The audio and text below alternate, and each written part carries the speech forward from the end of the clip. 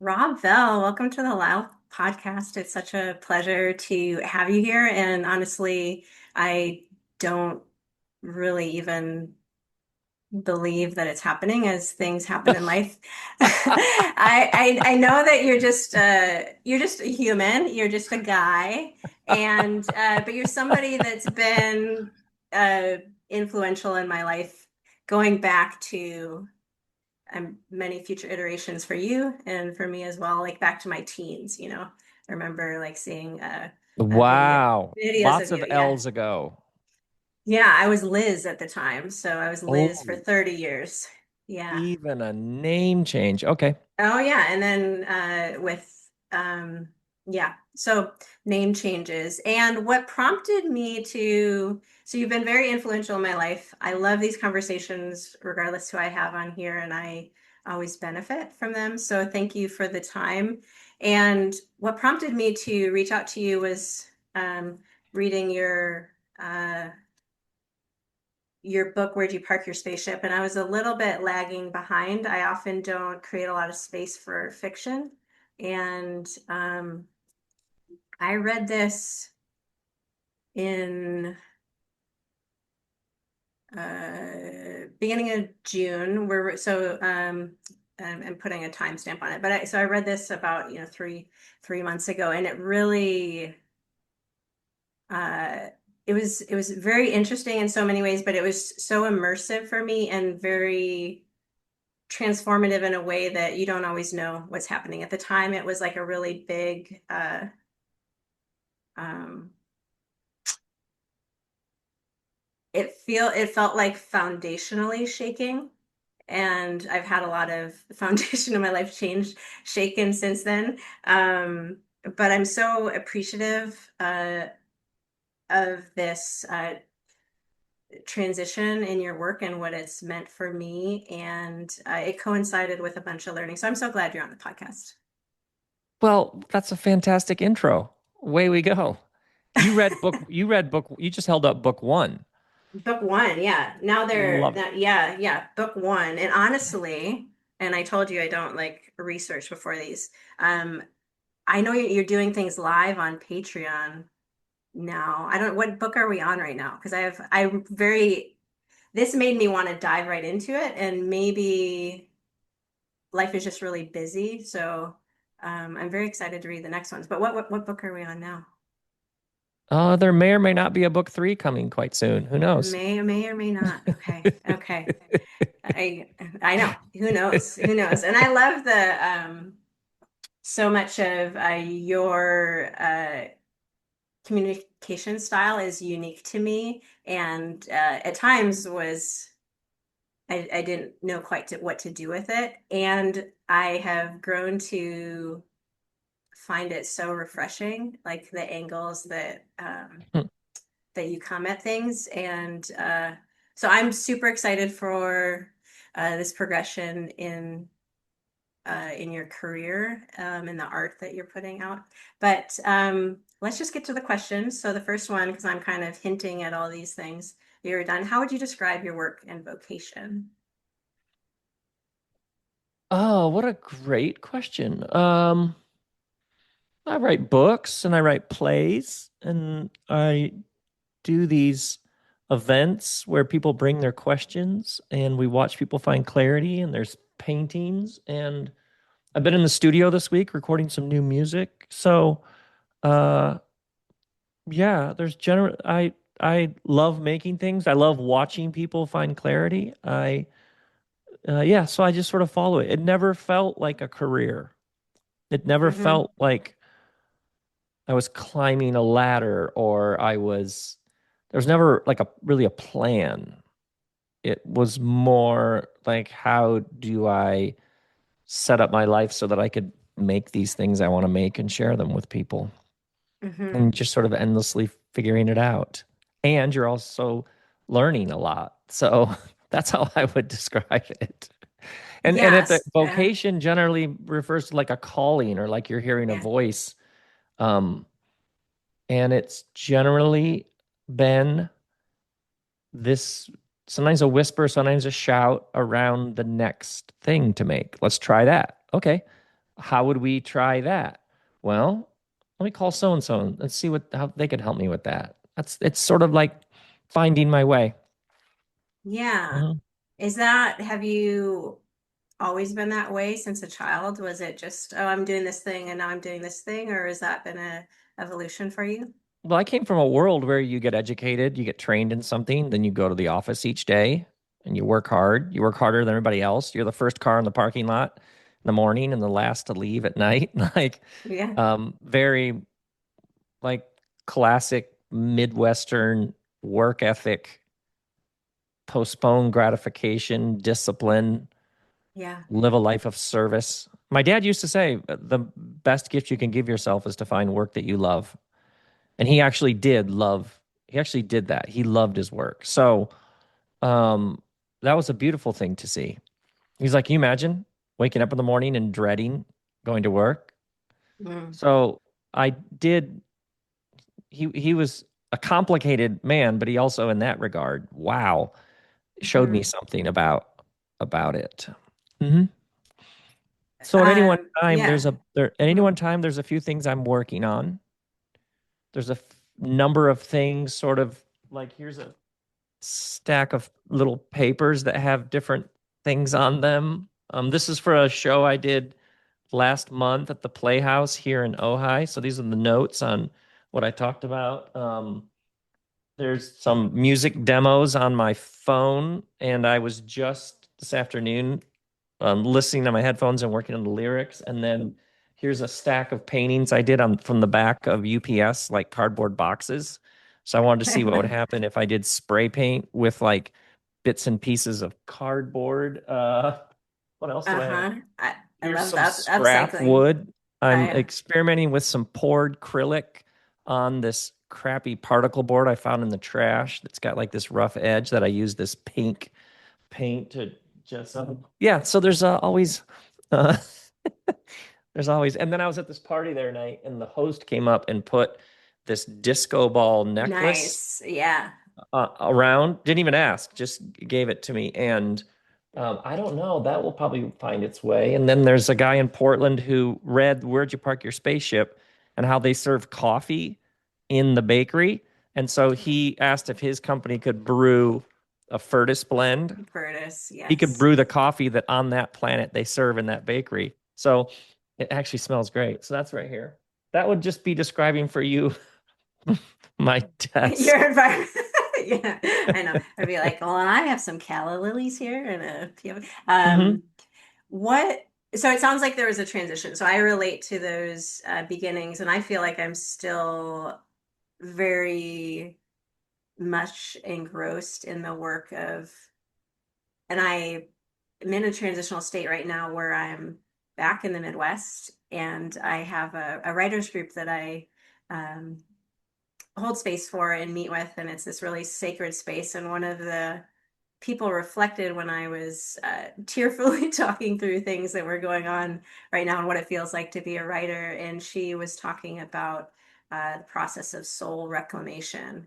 That it seemed like that's what our group was working on, and coming back to the Midwest. There's this opportunity to bring this person that used to be Liz, that's now Elle, and all the iterations of me that there are, and um, be that person in the Midwest for a longer time than I've been. I've come back for visits, of course, but to be here for an extended time. I'm curious, just if there's more that you would want to say about that for you, like that, uh,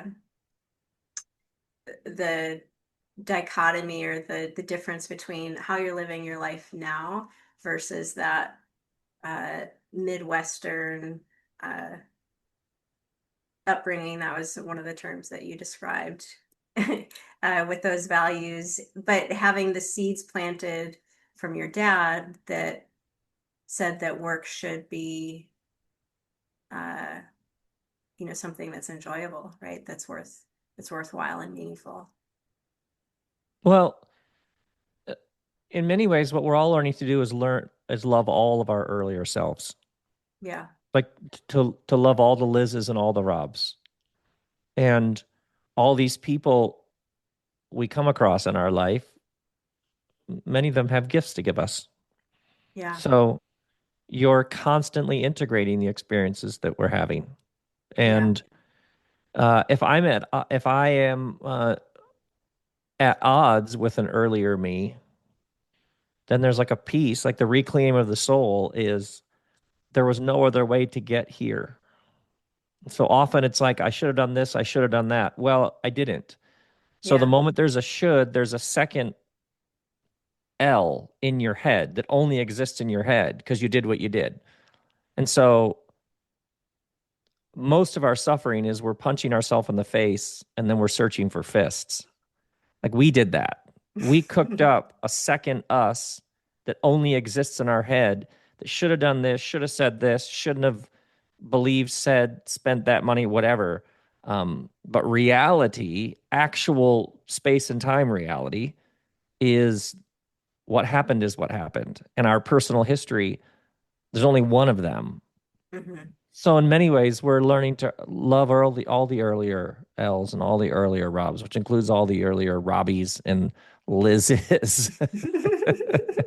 Yeah. So at the time, my dad saying that was like he would repeat that, and that was like a squad goal. That was like a very powerful thing.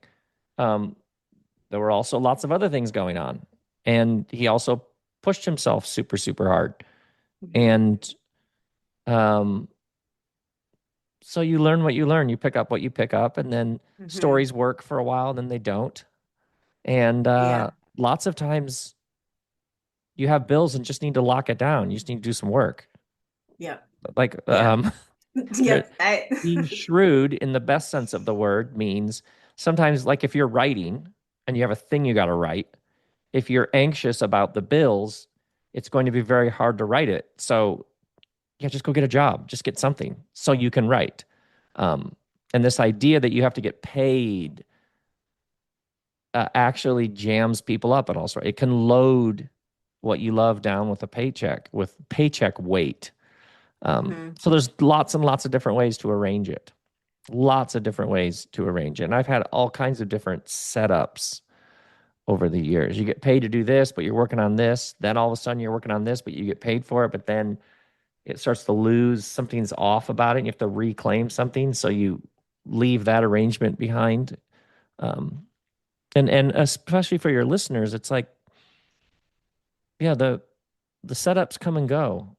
It's actually Hmm. all way more Hmm. fluid. But the listening to what this season is asking for or this chapter, that's actually the art of it. Is for many people in the modern world, this great distance from creation has distanced people from this very intuitive following of the seasons. Like you set your life up in a particular way, Yeah. and then that season comes to an end. And it's Yeah. often not because anything went wrong. You didn't fail. Hmm. Nothing's broken. It's just, yeah, I've come to the end of that season and now I'm in between. And now there's a new season or a chapter or a period Hmm. or an era or however you want to say it. Yeah. So the idea that you would lock it down in cement from here on out simply isn't true. Hmm. Yeah. Yeah. Yeah. I love,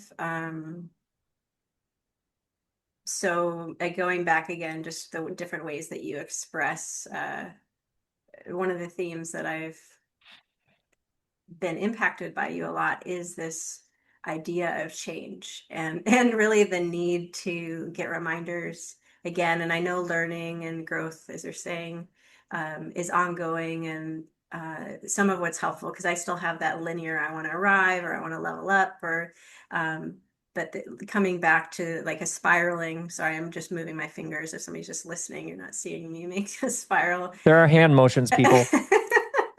And it's getting smaller, smaller. But like learning the same lessons, that's like a big lesson. And that's really, so I just lived in LA for 15 years.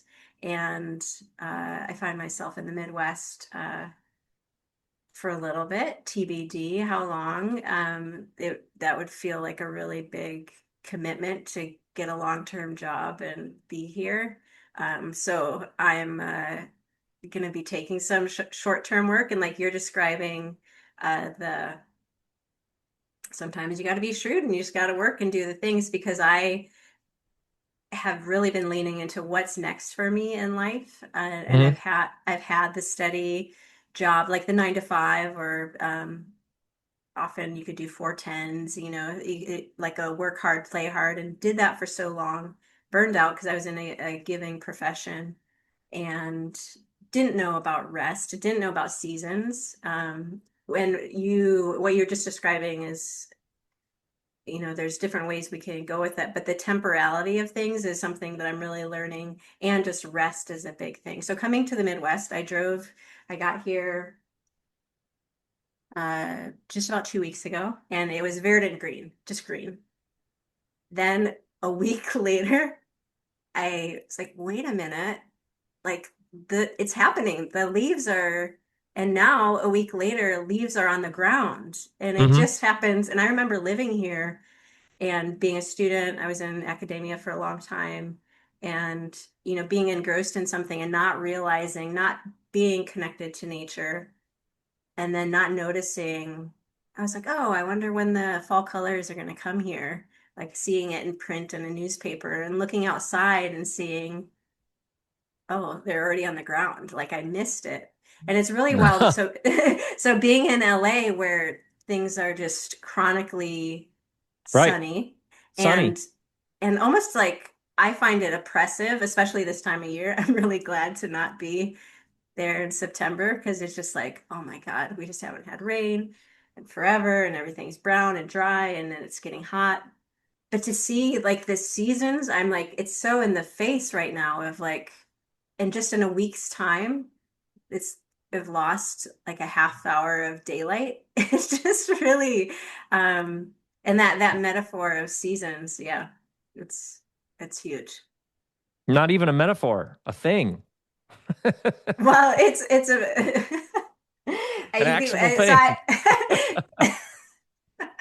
well, I'm attempting to make the external world what I'm visually seeing as a Yes. metaphor of what's happening for life, but Yes. it's actually a thing. Yeah, if You're doing well. I'm No, facing you're a doing window and fine. we can see it. You landed the plane. Uh, um, but yeah, there is that tendency, especially like in U.S. culture, and that's what I'm most familiar with, uh, is towards that productivity and that drive, and being in a place like LA, that being even more present without the reminder of seasons to slow down. And um, so I guess what I'm trying to say there is like a little bit of thank you, and for those lessons and the reminders, and even you today, uh, coming back to that. Um, do you still have handling your fire on your website? I assume so. Hmm. Yeah, yeah. It's like, oh, I don't know. Yeah, I don't know. Yeah. That's Somebody like, would yeah, know that. Sure. I'm gonna quiz you that. Because that was something that um, that audiobook that you did several years ago was Hmm.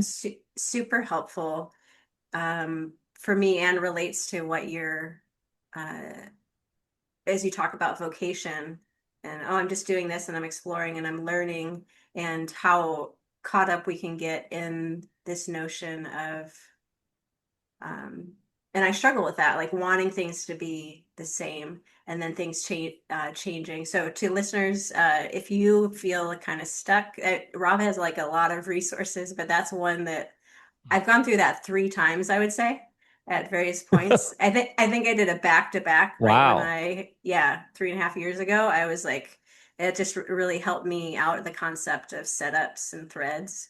Um, Super appreciative of that setup being like our you know this, but just for the people that haven't listened to it, the setup being our current circumstances, where we work, or where we live, or et cetera, et cetera. So many different setups, but the thread being like the thing that sustains us. And um,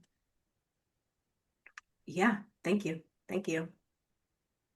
Man, oh man, that's awesome. You're welcome. I guess you're welcome.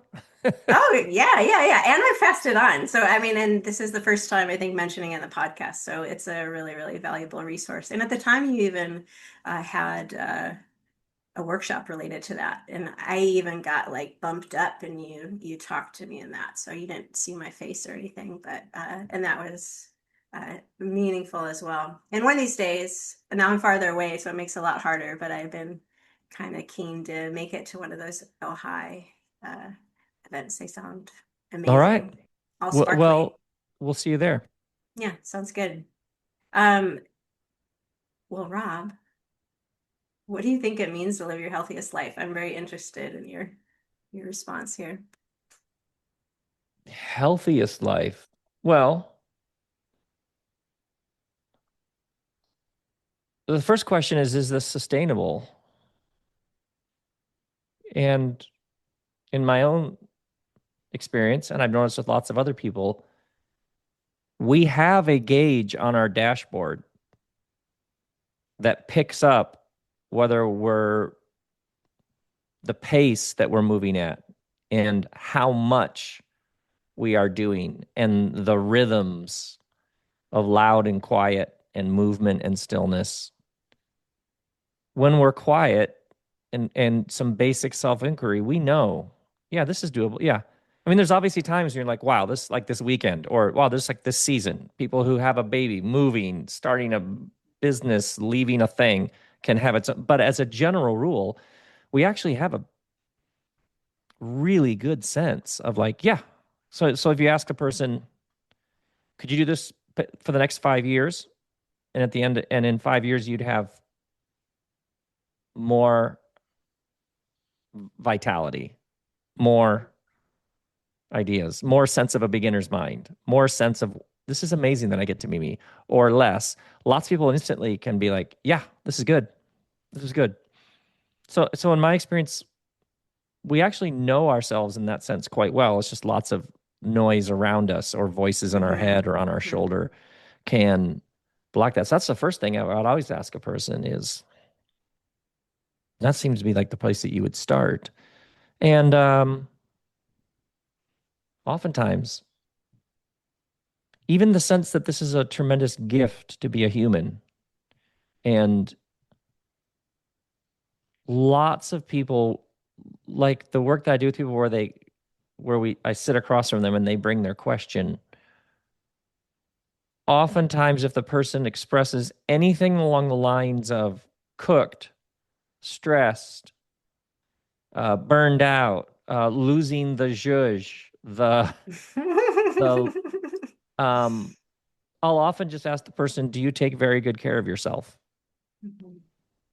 And most of the time, the person who is expressing that kind of something about this isn't working will say, "Yeah, no, I'm terrible at that."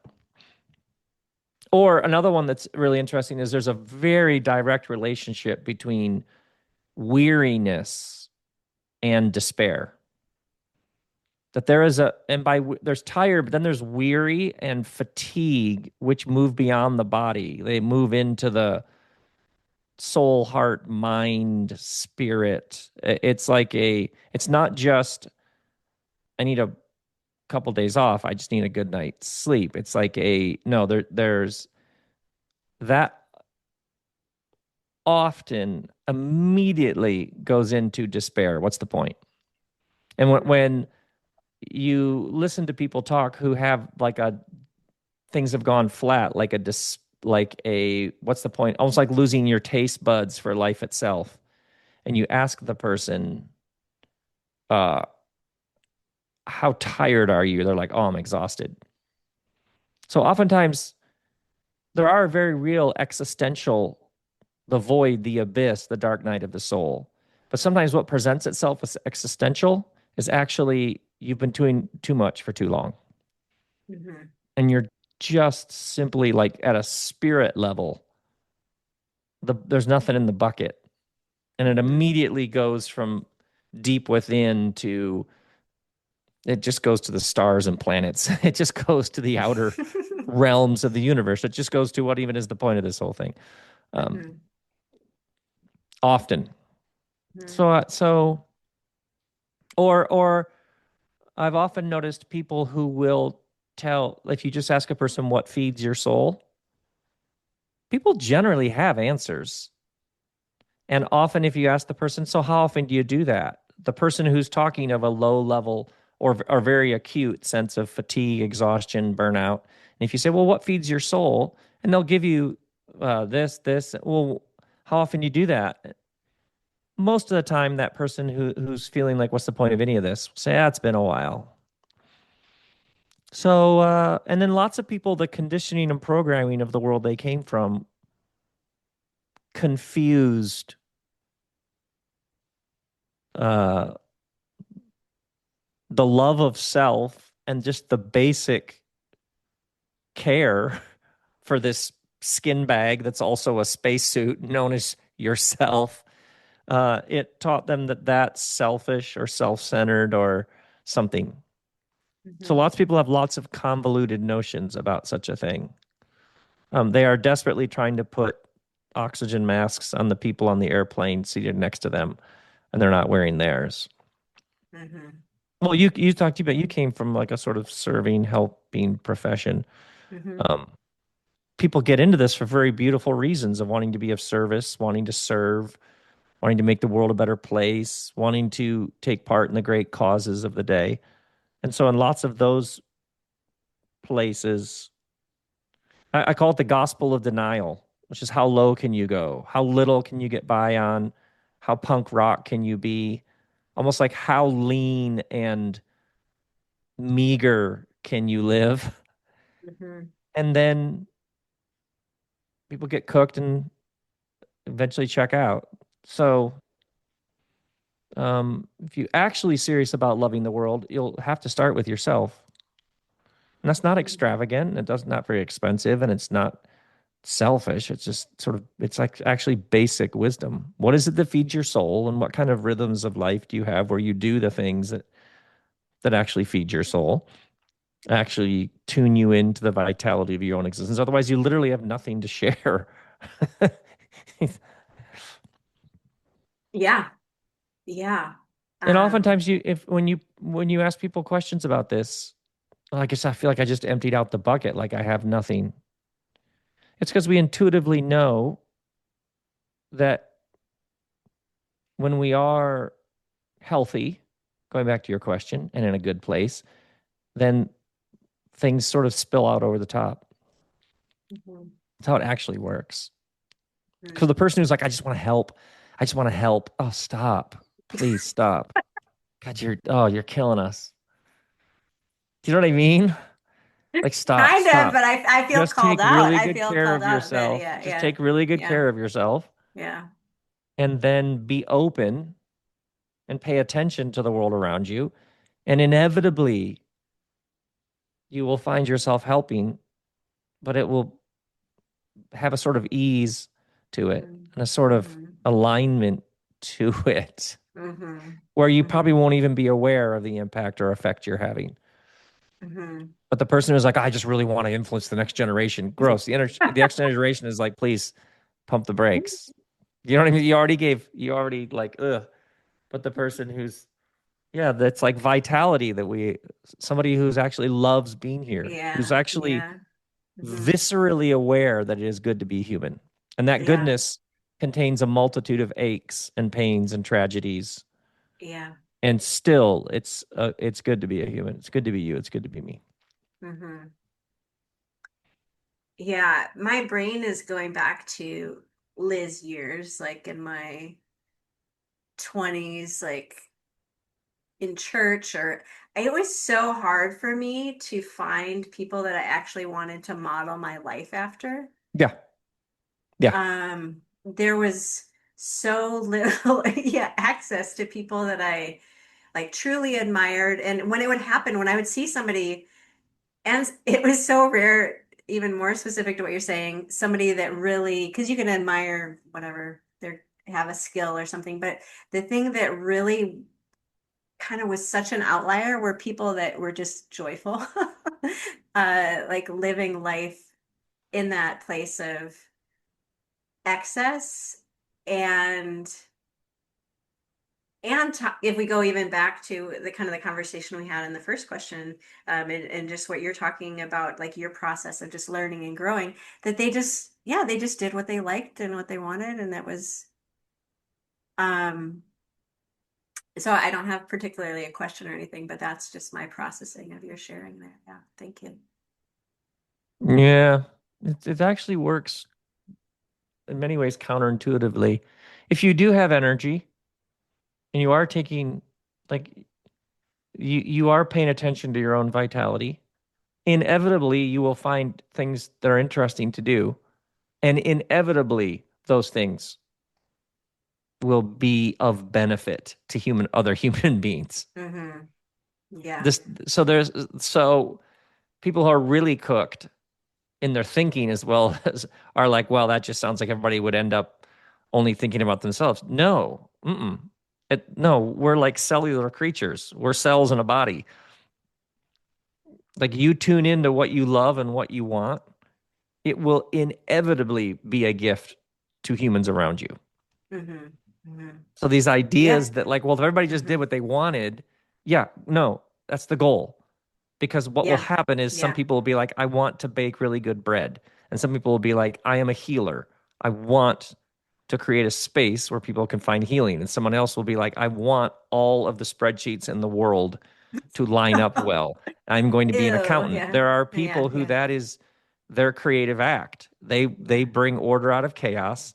They understand that all those little details, money, things being clean and running well, those structural things make human life possible and help us thrive. And there are people who love that.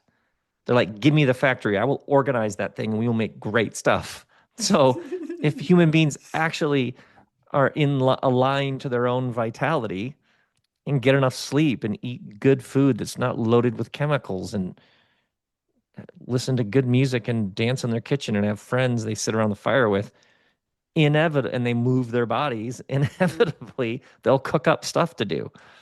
Yeah. And the rest Yeah. of us will be like, thank you for doing that. And that is a Yeah. gift to us. Yeah. Yeah. Like US culture is, and I, again, that's my framework. 'Cause, it seems so, like I think of like this so stamped, like fit this mold. It's like the suburbs, which like make me go like, to live in like you know, homes that are just like the same, and you have to be like, you know, the same beige or maybe within three tones of beige. Like, but Oh, like a utopia. UTAUPIA. A taupe. Yeah. yeah, yeah, it's like it's like what we're talking about is countercultural. Well, you said it. Yeah. Yeah. And that's my struggle, I think, is the like I can get to these places and be like, yes, and then but I guess like in anything it's a practice, right? You have to have practices that uh ground you and bring you back to whether it is uh and there's so many words, right, to the mindfulness with eating or with exercise or being in nature. Notice that the leaves are changing. You Notice just did that, it at the beginning of this episode, not to interrupt, but you lit a yeah, candle and you got quiet and took a couple breaths yeah, so that you were here in present time. yeah, I watched you do it yeah. however many minutes ago. So yeah, you know how to do this. Yep. And I forget, and then I come back. There you go. Yep, that's it. What makes the game interesting. Hmm. Hmm. Um, what are you currently learning about living your healthiest life?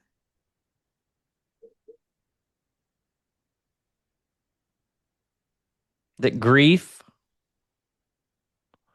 has a particular kind of signature or feel or frequency, or that that that there's a world of ungrieved grief all around us, Yeah, and that grief has its own timetable. The mind wants to put templates on it. This should take this long, and it takes as long as it takes, actually.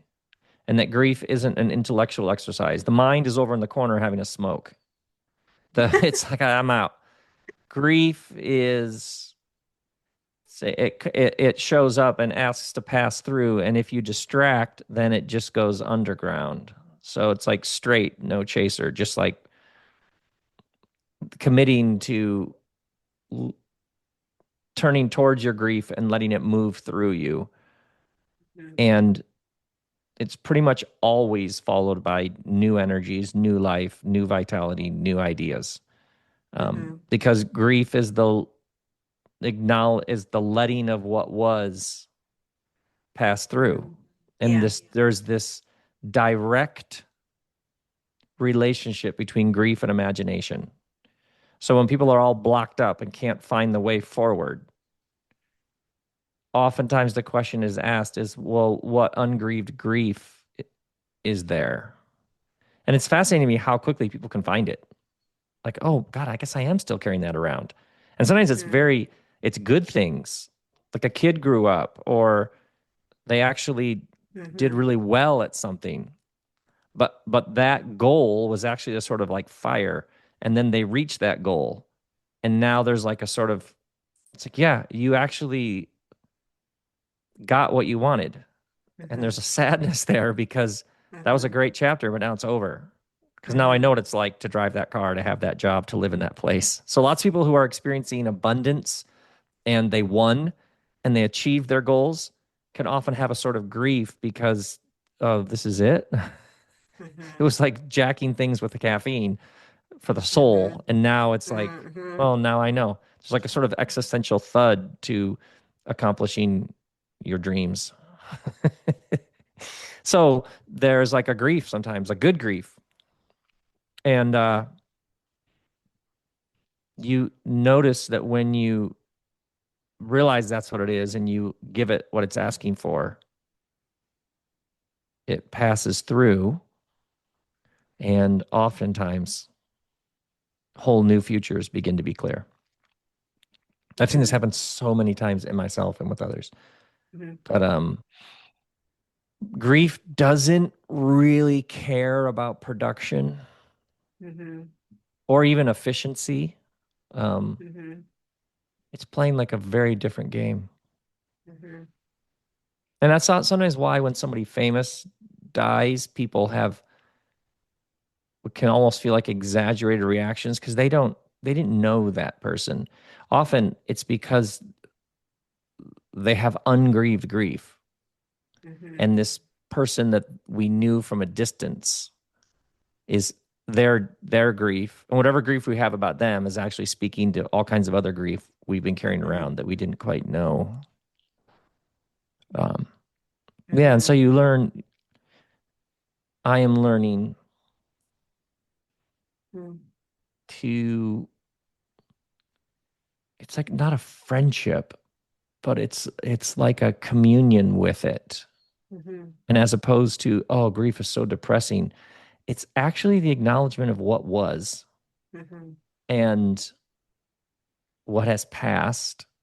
And it's actually has incredible energies in it that I didn't know before. On the other side of it, maybe I might say. Yeah. Yeah. Or even somebody saying to you, yeah, that's sad. And allowing your, yeah, that is sad. Mhm.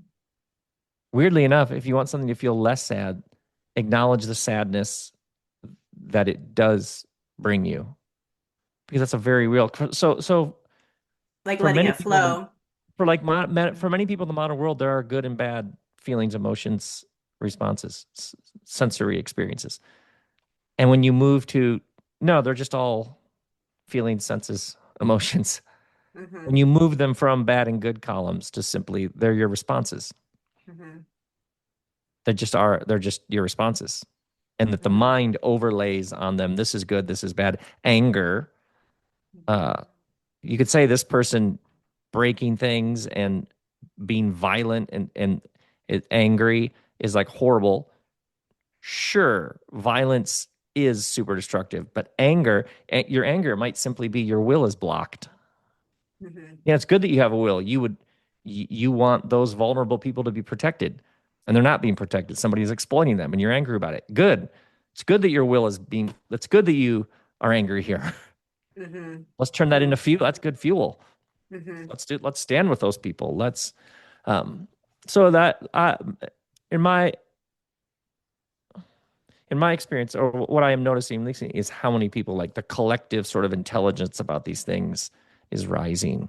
Like more Yeah. and more people are noticing, oh, I have a whole world of overlays I place on these very real human experiences. People even saying this like, oh, that's so human, which is a really weird thing for modern sophisticated people who listen to NPR to be talking about and have Spotify and Apple products. And they're being like, ah, it's just so human.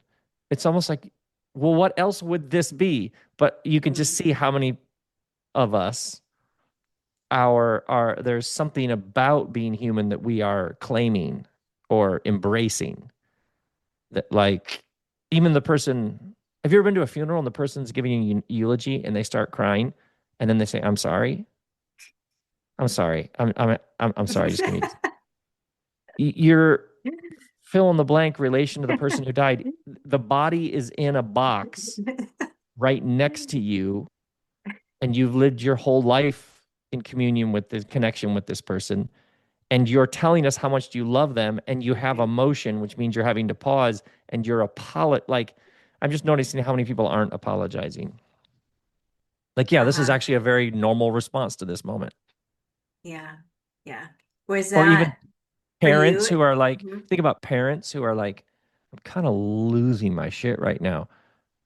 I'm and are catching themselves from being like, I'm such a bad parent. Like, yeah, Mhm. very normal response if you have Yeah. kids who are like defecating on the dining room table or whatever that is. Or you think about like workers who are like, yeah, I'm just not feeling it, the worker bee thing today. Yeah, because the system is designed for you to override actual feeling in order to get stuff done. Um, yeah, so anyway, as my We daughter took would say, nice TED talk, Dad. we took a journey there. We took a journey. Um, so grief is something that you're learning about. Are you also learning Oh, about that's right. anger I'd and the already other forgotten things? the question. By Yeah, the end of my yeah, answer, I'd already forgotten the yes. question. That's if you talk long enough, you'd be like, I don't even know how I ended up over here. And you're in good company because I enjoy a good conversation where we just take a tangent and go with it My and we goodness, have there are no fun. It's tangents, but yes, that was one. um yeah, I too find that there's or I'm finding that there's many flavors of grief, and I can relate to. I used to be like a crier. I could access emotions like sadness watching movies or things like that. I think that seems to me like that would be an example of, yeah, this unfelt sadness or grief of things. And um,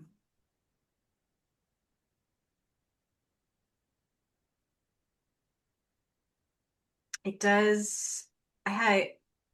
I knew there was something else I wanted to say, so I'm just giving space, and I think it's here. So I am processing a good deal of grief right now as well, and I find it linked to gratitude, that, or it seems to me to be a helpful way of experiencing grief when I notice because my guttural response, my instinct is when I feel like the sadness or the grief is I hate it and I want it to go away. And so Mm, my programming is so strong that I try to think like, because it's like, well, how am I going to get through my day? How can I do things like feeling like this? How can I be creative? How can I connect with people? And instead of attuning and attending to the sensation in my body, like even noticing what it feels like, I'll just want to try to get rid of it. And as I allow it to happen, and I've started talking. Do you talk out loud to yourself? I've started talking out loud to myself. oh my goodness, yes. Especially when I'm riding my bike. Oh, yeah. Oh my goodness. I was commuting last year, and yeah, and I started like, And you yeah, say it out loud. singing and like, yeah. Oh, I'll I'll I'll say, sadness. and this, we're always borrowing things, but sadness is there. Like, what do you want to say, and try to listen to that. And it's interesting, even and I know there's a science behind this. My tears have changed. Are you aware of different tears? Do you know this? No. Look who Yeah. was in academia for a while. Wow. So tears have, I probably learned this on a TED Talk. So, um, What? but tears have different, depending what emotion, like what's happening, like, because there could just be, oh, you have something in your eye and your eye is trying to clear it versus like an emotional response. So historically, so when we talk about ungrieved grief, historically, when I cry, it was like mucus factory, like disgusting, like, so definitely feeling like I want to apologize for that because it's like, well, what do you do with this? But now the tears they just like fly down my face. They're lighter. Um, and so instead of it being like and it's interesting, like the emotions will happen faster. And that's what, and I've also heard that, emotions take just like a minute to process or something like that. If it's really, so if I really attune myself to it and I have the tears, it'll be intense, and then it's gone. And then I'm actually not congested, uh, after it when I'm in that space of not stuffing it down, when I'm like on track and just letting it happen. But talking to it internally and just saying things out loud keeps me from looping, because in my head, if I'm feeling it, and I'll just loop, loop, loop. But if I say it out loud and talk to myself, so yeah, I've been walking in the neighborhood, but I'll just, yeah, kind of do it wherever. It's been really helpful. And I find that it points towards gratitude because the grief there was something that was really special about it. There was a gift in that that's no longer there, or I don't have proximity to. Hmm. I still maybe have the gift. So can I remember the gift of it? And so grief is transmutating into a practice of gratitude, like grief. And I can loop it back to lessons you've helped me learn, and I still continue to learn again with the spiraling of things being seasonal, things being temporal, because I've always wanted like the friendships, to last Oh, forever, right, right. I just want to lock it that kind of down. thing. I got to lock it Yeah. down, and then we're just Yeah. set from here on out. Yeah. And then because there's just like this wound in me of like abandonment, right? If they're gone, then it's like a rejection versus no, this is just kind of what happens. But back to the question I shared a bunch. Are you experiencing a link between grief and gratitude? Yeah, because when you lose that these are good and bad experiences or emotions, and they're just being human, Yeah. then it's like you're tuned into you're in on the joke, and you're no longer fighting being a human. Yeah, of course I'm angry. I'm here. I'm having this experience. An amazing experience it is. Of course I'm confused. Of course I have some resentment about that. How would I not? And that's Mm. actually what cleans it up. But yeah, you become what an awesome thing to be a human being. And it's Yeah. because the gratitude is because you've actually turned into your pain and you've learned to notice it. And you've learned there's some part of you that's actually indestructible and indomitable. There's an I that's there's an I that's amming. There's an I, there's a verb here. There's a I am self yeah. and there's some amming. And there's some I amming that's noticing the grief. It's noticing Mm-hmm. the joy, noticing the anger. So whoever's noticing isn't angry. So these are actually thoughts, senses, perceptions, emotions, feelings. They're coming and going. They arise, they disappear. But there's somebody, there's some me-ness, you-ness, Robness, Elle-ness that's fine. Yeah. Yeah, so you begin to Yeah. you're feeling it more than ever, and you're also tuned into the you that's behind the you that's behind the you that's bulletproof. Hmm. Yeah, yeah, and gratitude's a huge, huge, yeah, and that pretty much only ever takes you into more wonder and awe. Even if Hmm. you're absolutely wrecked, you're barely hanging on. And what a thing to be a human. Yeah. Yeah. Totes. Totally. Yeah. Um, Per usual, there's many things in my head, and we could continue to, I could pick many lines of conversation from that. But, um, and you've already given a TED talk, but you can give another one. Okay. I'm going to achieve all you up here. What is something that you wish more people knew about living their healthiest life?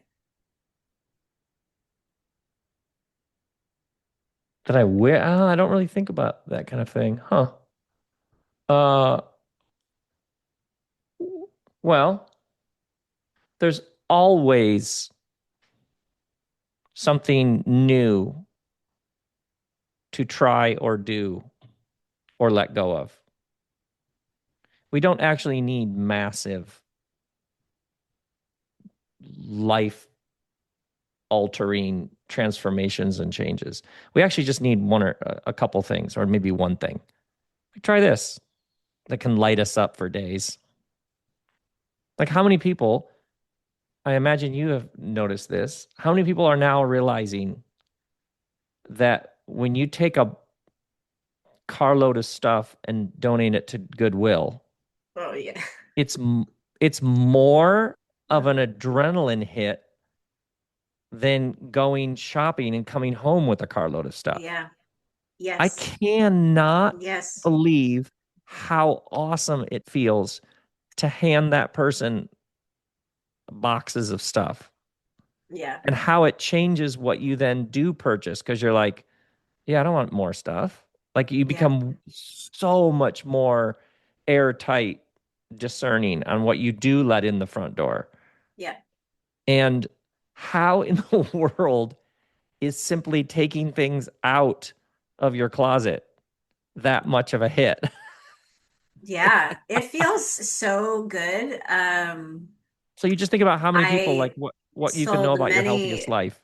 Um, go through your house and give away whatever isn't awesome. All right, we had a little tech issue. Okay, new things all the time. Well, that had Hmm. never happened in a podcast before. Where were we? Giving stuff away. Giving stuff away is surprisingly generative in liberating Yep. and um and I'm even linking it to, selling things on the used market, right? Where uh maybe it's not necessarily just donating, but you're meeting somebody from Craigslist or offer up, and you get to find a little bit of their story of they're going to use this for a business. Or I had a trumpet. I played trumpet fifth to eighth grade, and then I had it till a few years ago. Just carried it around from garage to garage, and the various states from Wisconsin to Illinois to California to Portland back to California. And I post it on Craigslist or OfferUp or whatever, and I meet the family, and they had to sell it to a pawn shop. Like the dad was in a mariachi band, and they had health issues, and I had this really nice quality trumpet that had some cosmetic damage, but still really sounded really great. And like the joy that it brought, or selling an old guitar, and then um, the mom is going to learn it to connect to her kids, or the camera lens that I let go for a good deal, and it's going to help this guy's business, or the mountain bike that I had for 20 years that is this like teenager from urban LA. It's going to be his first mountain bike. He's been on his fixie like around town, and he's um and just like the in garage sales and just releasing and just the donating, just lightening up things. It's so surprising, and I'm in the process of going down. I guess as we get older, we tend to accumulate, right? And when I was in college or you're starting out, you don't have too many things. But that you just acquire, acquire, acquire, and then this process of coming down. And I know there's a movement of that too. Just a lot of people, because, and that's if I can go back to even like where do you park your spaceship? Because we haven't really, um, and it's been a few months since I read it, but you discuss in there a lot of the relationship to material Oh, the characters things. are Yeah. talking about the relationships. Yeah. I'm not Yeah, not discussing not anything. you, not you. Great, great. Yeah, because you do have I've heard you talk a little bit about your experience of writing it, right? You just like woke up and it, Yeah, it came, yeah. you're just like a conduit, kind of. Was that your experience of it? Well, I'm not saying anything in the book. I'm just watching all these people with you, and I love them.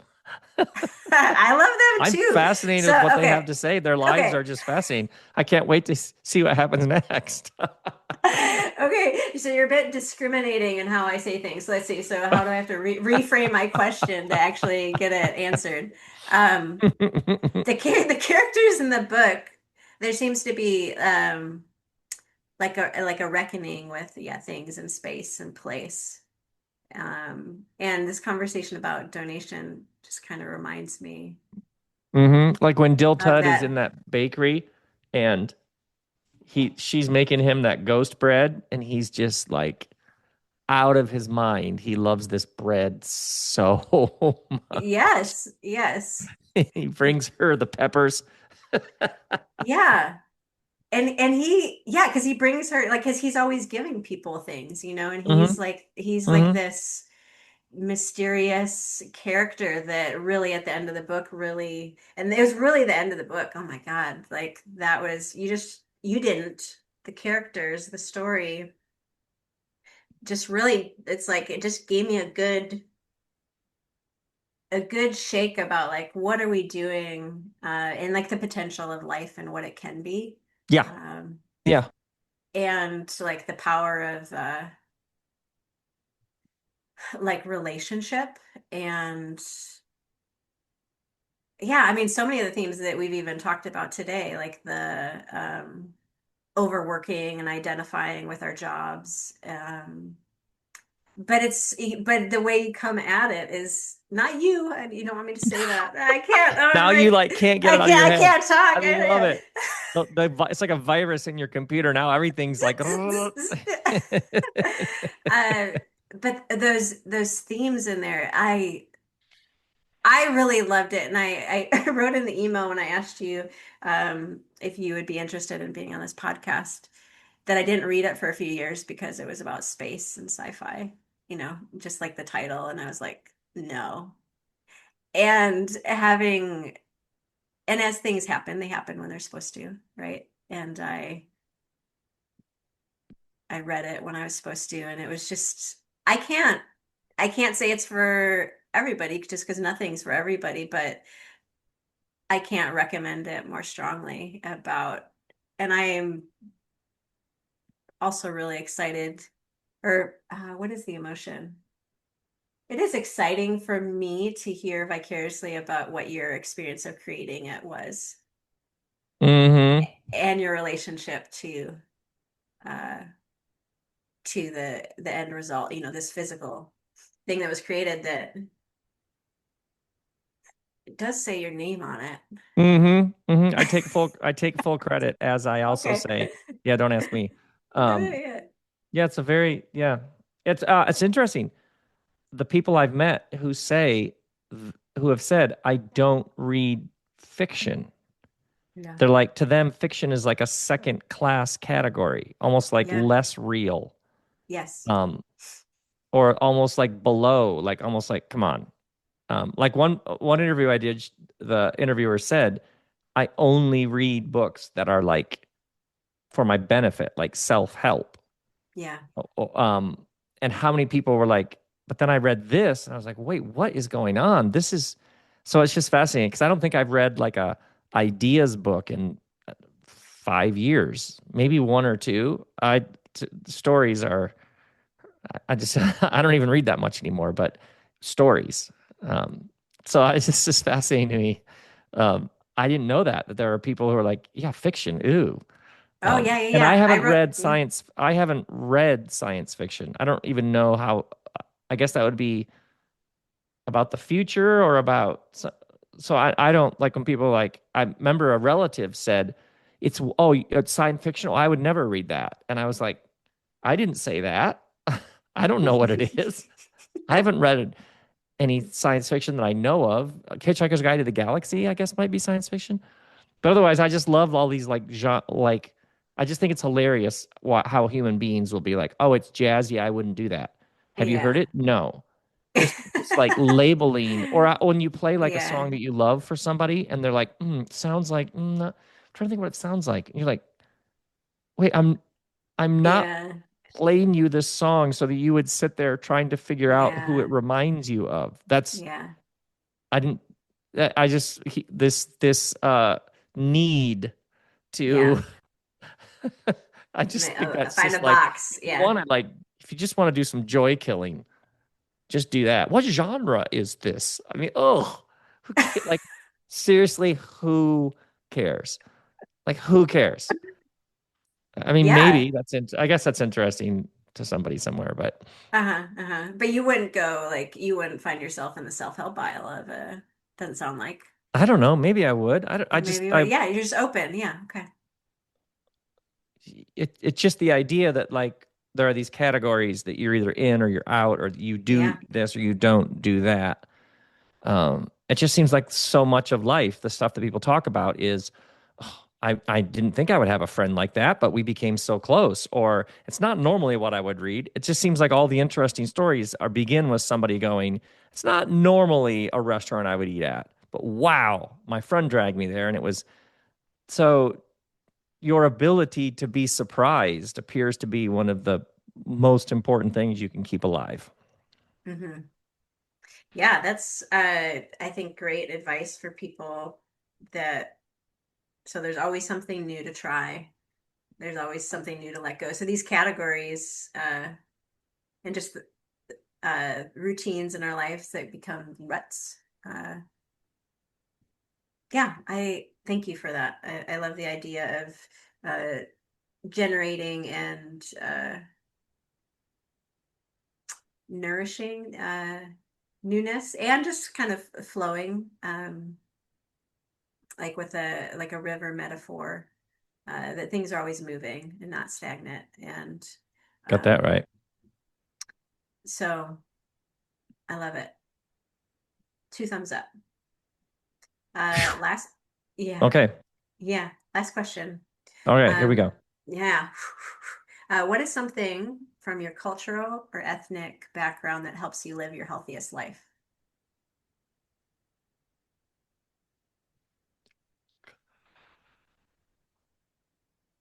What is something from my Okay, this is legit. And it might sound like a stretch, but it's legit. Okay. I love riding my bike. And I have this specific bike. I have two of them. It's a Linus. It's a coaster brake bike. Like it's a single speed and it's super minimal and like your dad would have ridden in the 80s. And it's modeled after like a like an Italian um sort of ride around town and get your bread and put it it's just and then I have the electric version as well, which you wouldn't even know it's electric. um I love this bike. I love riding my bike to my studio space here, and then I ride over to my friend's house, and then we'll go get a coffee. And we often, my friends and I, at like at sunset, we'll ride along the riverbed. and watch the Mm, sun setting over the mountain. And it's pretty just beautiful. and it's something about but I'm Danish. My grandfather came here from Denmark and when he was 19 to Los Angeles. And Oh, when you're in Copenhagen or all over Denmark, but the Danes, they ride bikes. Like Denmark is designed, you can like Copenhagen's designed so you can get places faster on a bike than in a car. And I like feel that bike thing. Um, yeah. yeah, like I just like bikes, but also literally my lineage has like a bike thing, which as Hmm. Americans, I mean, much of Europe, and especially like Netherlands, um, yeah, people ride bikes. Hmm. And here it's sort of like, who's that person in that tight neon outfit that is like, people are honking at them, like, we don't have to share the road. And just when you're in Europe, you're like, why would you take a Yeah. car? I don't Yeah. get it. It's Yeah. like 3 miles. Um, and so that is something that turns just my commute, Yeah. if you even call it a commute, commute is not even the word for how much I enjoy getting on my bike. Communion. Yeah. Sometimes I'll talk to a friend on the phone. Sometimes I'll eat a banana while I ride. Sometimes I'll Are you listen. ready? No hands? Mm-mm. No. Um, It's pre-peeled. and How is this happening? Yeah. oh, good question. How does that work? I start the peel and then I maybe peel with my teeth. Um, I can't believe what a massive difference it makes. Something like that.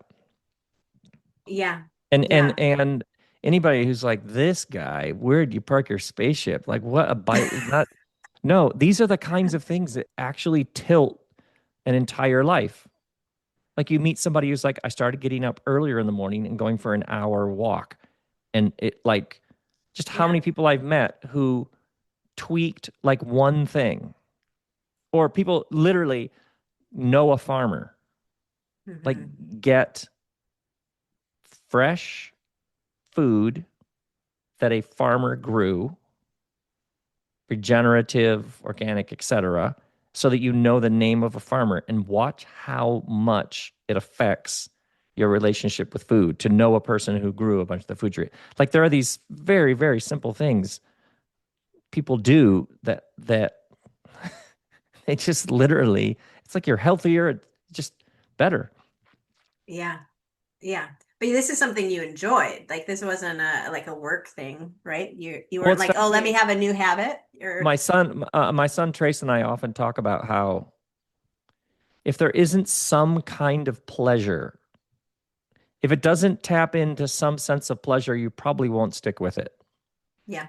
So like people are like, I just gut out that workout. Doesn't mean that every day you'll come with the same level of sort of intensity, but if it isn't at some level pleasurable, like even a diet, it's like, oh, it's the Hmm. worst. I have to. Yeah, that's why when it has some level of pleasure, it generally becomes just how you live. Yeah. And if it has some level of agony, it may work for a season. That's fine. Hmm. But what you're looking for is something where it just becomes like, of course Hmm. I would. Yeah. Did Yeah. your family ride bikes like your dad and your Everybody had brother? bikes. And I remember we Everybody. would ride here and there. Yeah. I've always loved, I had a bike in college named Judy that I loved. Oh my God. I I love naming love them too. loved this bike so much. And then it came time to like go home. Either I think it was Christmas break or summer break, and I didn't know where to put her. So I like hid her out past the railroad tracks in the bushes. And during the break from school, then I went home, then I came back to college and she wasn't there and I was devastated. But I'd heard there was going to be a police auction of bikes they had found unclaimed. So I go to the police auction and they have a time before the auction where you can go through all the bikes that are coming up for auction and inspect them. And I'm going through this massive array of bikes and I find Judy and there's a Judy. guy standing over Judy, like Oh, back examining her off. because she Yeah. was beautiful. And Left out in the I rain. walked up to the guy and I was like, don't even think about auctioning because I will. There is no amount of money. This is my bike. I'm going to have to buy it back, Yeah. but I will win. So don't even bother. And you're going to jack up the price for me. I was like so sort of stone cold and appealing for him. And I bought Judy back. Oh, it's so good to be. I'm a bicycle lover. I think it is so any errand you need to do, any outing, um, so much fun. I rode the other night to get some pizza in a backyard of my friend's house. They had a Yeah, backyard pizza oven, and it there we was go.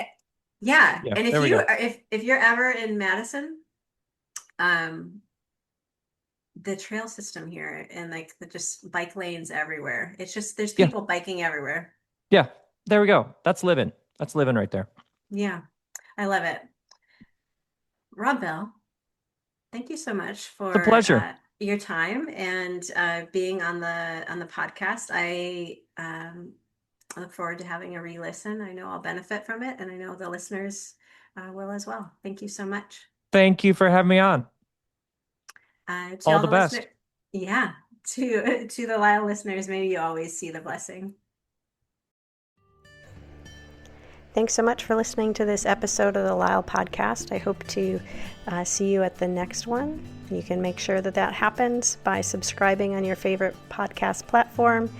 If you're new to the podcast, go ahead and listen to past guests. There's really just a wealth of knowledge there. This is a passion of mine to help you live your healthiest life, and to do that together in community. Contributions would make this work so much more easy, and you can do that via the show link in the show notes or the website through Ko-fi, and the website is www.theellebetrell.com. You can join the newsletter, the Lyle newsletter, via the website and show notes. There's also opportunities if Instagram is your thing. I'm on there on occasion, and you'll look for the Lyle community, and Lyle is Lyhl. If you want to see the video of this, if you're not already there, you want to go over to YouTube and you'll look for the Elle Botrell, and you'll be able to watch videos from there. Merchandise options to help share that positivity, helping others to live their healthiest life. And you can find that via the website or emailing me at info@theellebetrell.com. Thanks so much, and may you always see the blessing.